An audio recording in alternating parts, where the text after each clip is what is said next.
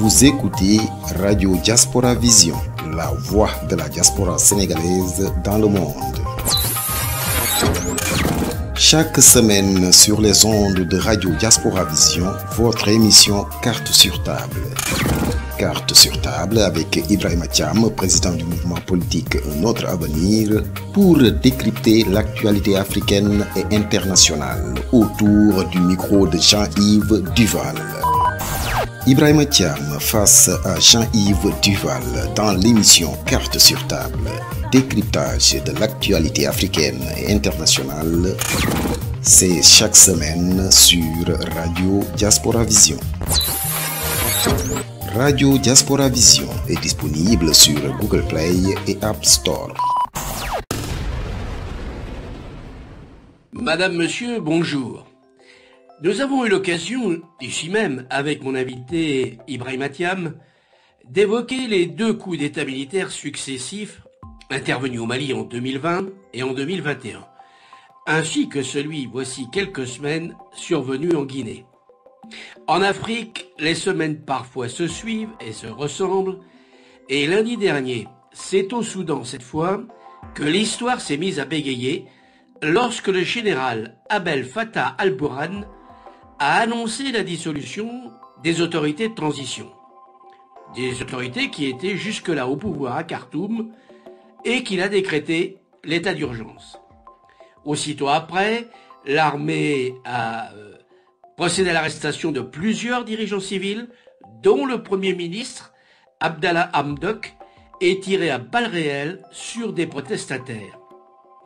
Comme toujours en pareilles circonstances, l'Union africaine et l'ONU n'ont pu que condamner ce coup de force, comme d'ailleurs la CEDEAO l'a fait il y a quelque temps pour le Mali et la Guinée.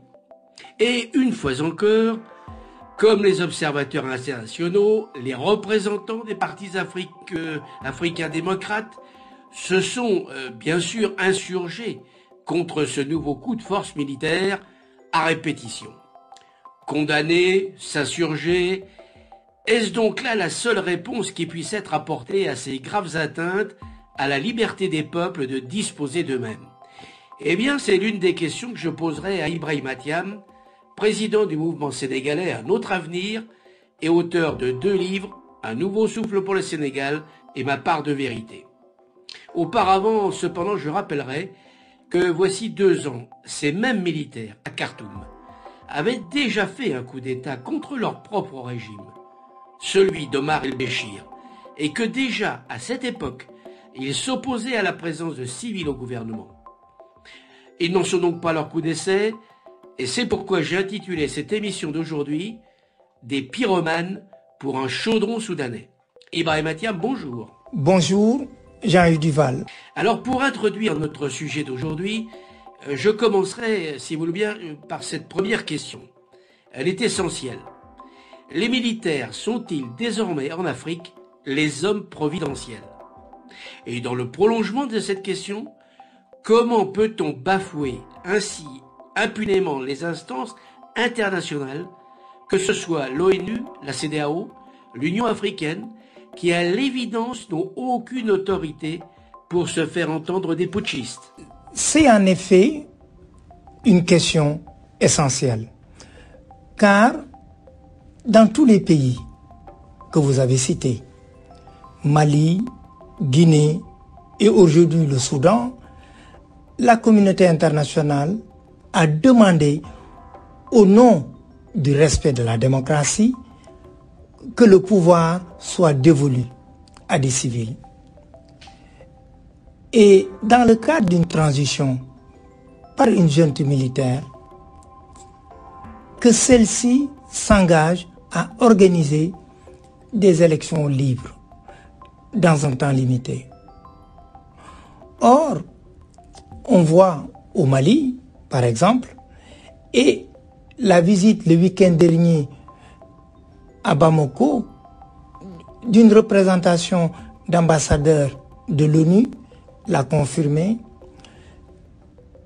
que les militaires en place entendent conserver le pouvoir encore un moment du moins. Il justifie pour cela l'instabilité régnante dans le pays, du fait du terrorisme, mais en vérité, tout le monde a compris qu'ils veulent n'en faire qu'à leur tête, au mépris des engagements qu'ils ont contractés auprès de la CEDEAO et de la communauté internationale. Justement, on se souvient de Gaulle qui, parlant de l'ONU, disait le machin. Manifestement, par là, il faisait part de son mépris pour cette organisation sans réel pouvoir, du moins en plus à son époque. Est-ce qu'on peut aussi qualifier aujourd'hui la CEDEAO de machin? C'est du moins l'idée que semblent se faire d'elle les militaires putschistes, qui renversent les pouvoirs civils en exercice. Mais, vous me permettez d'avoir un jugement plus nuancé. Alors que faire? Comment les contraindre à respecter les pressions internationales? Comme vous le savez, on n'est pas totalement impuissant. Lorsque vous bloquez les avoirs financiers des dirigeants à l'étranger, mais plus encore, lorsque vous mettez en place des sanctions économiques à l'égard des pays et que vous les étouffez à petit feu économiquement, en général, on finit par obtenir des concessions. Oui, peut-être. Excusez-moi de vous interrompre, mais c'est oublier les effets secondaires, comme par exemple en Afghanistan, lorsque l'Occident bloque les robinets de l'aide au développement au pays, ce sont en fait les populations qui souffrent de la famine, et en premier les enfants. Est-ce vraiment ce que nous voulons? Vous avez raison. Et les putschistes spéculent, en effet, sur une réaction, ce qui montre à quel point la solution passe par la diplomatie et le dialogue, plutôt par la confrontation où aucune partie n'a à y gagner, encore moins les peuples. Ces situations au Mali, en Guinée, au Soudan, montrent à quel point l'idée même de la démocratie est encore fraîche en Afrique. En France, ce concept date des Lumières, donc du XVIIIe siècle, mais n'oubliez pas que nos pays ont accédé à l'indépendance que dans les années 60 et que c'est donc relativement nouveau. Je comprends l'impatience des uns et des autres. Mais n'est-ce pas François Mitterrand qui disait « Il faut donner du temps au temps ». On vit dans le monde de la vitesse, de par les technologies actuelles. Mais qu'est-ce que sont 60 ans au regard de l'histoire? J'ajoute aussi que par le passé, l'Occident, en particulier l'Europe, a contribué à l'accession au pouvoir des militaires en Afrique, puis à leur maintien, au détriment même de la volonté des populations. De mauvaises habitudes ont ainsi été prises qu'il est difficile de se débarrasser. Mais ce n'est pas une raison pour renoncer à imposer la démocratie, à rejeter tout coup d'État militaire et favoriser les gouvernements de civils. Pour en revenir précisément au Soudan, après ces réflexions de bon sens, ce coup d'État est en quelque sorte l'issue, provisoire espérons-le, d'une partie de bras de fer qui s'est engagée entre les militaires et les civils, avec qui ils gouvernaient depuis près de 2 ans. Pouvait-on vraiment l'éviter alors que les militaires exigeaient depuis des semaines la dissolution de la composante civile du gouvernement? Ce qui s'est passé lundi prouve que non. La révolution qui a dépossédé le tyran Omar el-Béchir a été conduite par des civils, mais ce sont ses propres généraux qui l'ont arrêté et ont obtenu sa démission. Il a donc fallu trouver un compromis sur la base d'un partage temporaire du pouvoir. Compromis arbitré par l'Union africaine et soutenu par la communauté internationale. Le problème, c'est qu'au Soudan, l'armée dispose de son propre pouvoir économique et qu'elle doit faire face au maintien de l'ordre dans le Darfour, ainsi qu'à un conflit avec l'Éthiopie.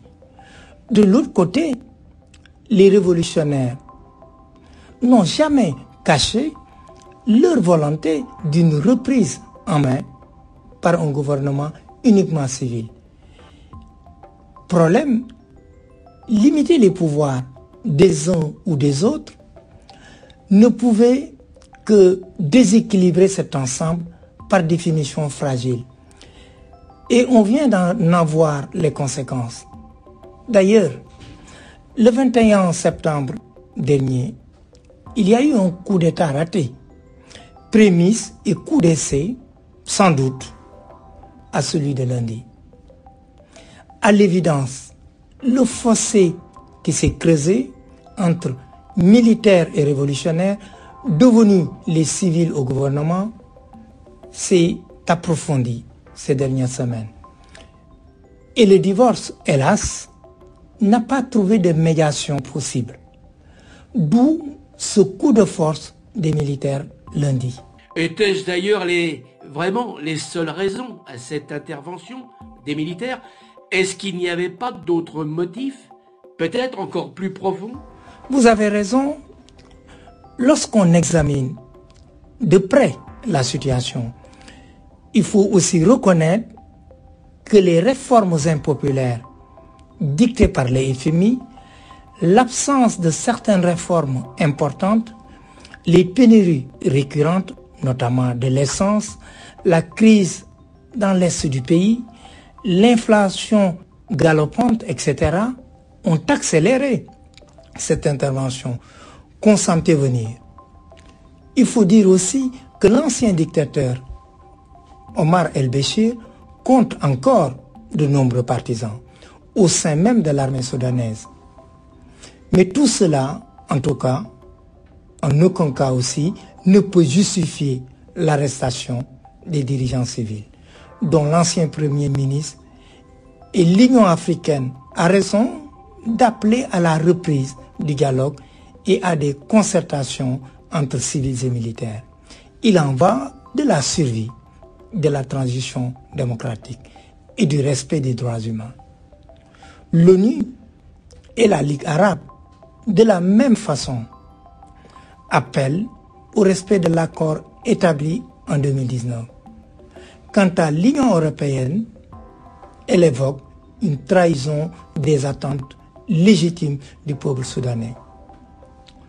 On le voit bien, toute la communauté internationale est à l'unisson pour condamner ce qui vient de se passer à Khartoum. L'objectif des uns et des autres étant d'éviter tout risque de bain de sang.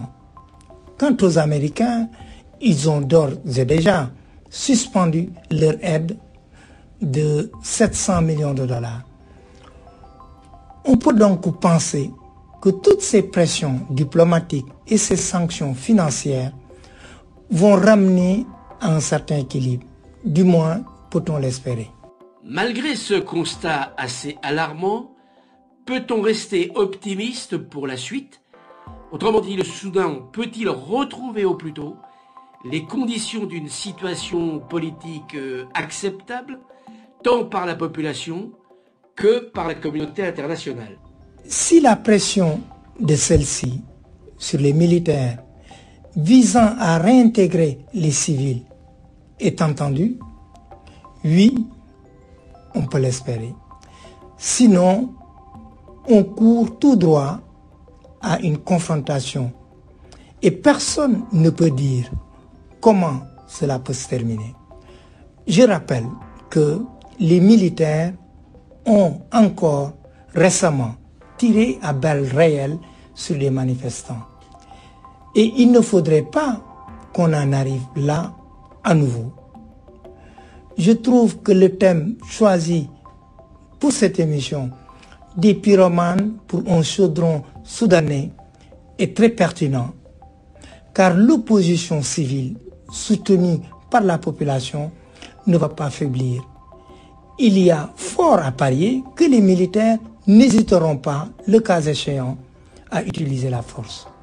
Avant de refermer cette émission Carte sur table, j'aurai deux questions annexes à vous poser si vous le voulez bien, car elles découlent, elles aussi, directement de l'actualité de cette semaine.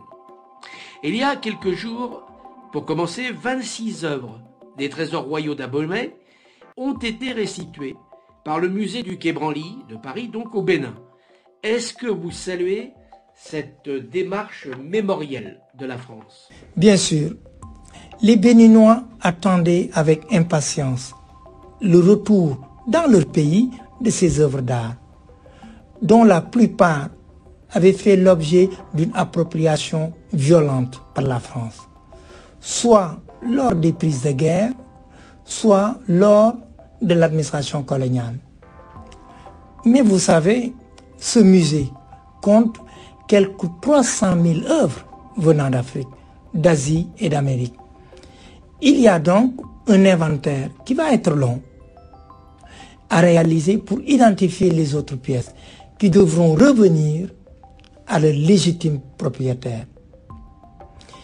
Mais je veux saluer le premier pas qui vient d'être effectué par le président Macron. Enfin, comme vous le savez, la France va présider en février prochain l'Union européenne. C'est son tour.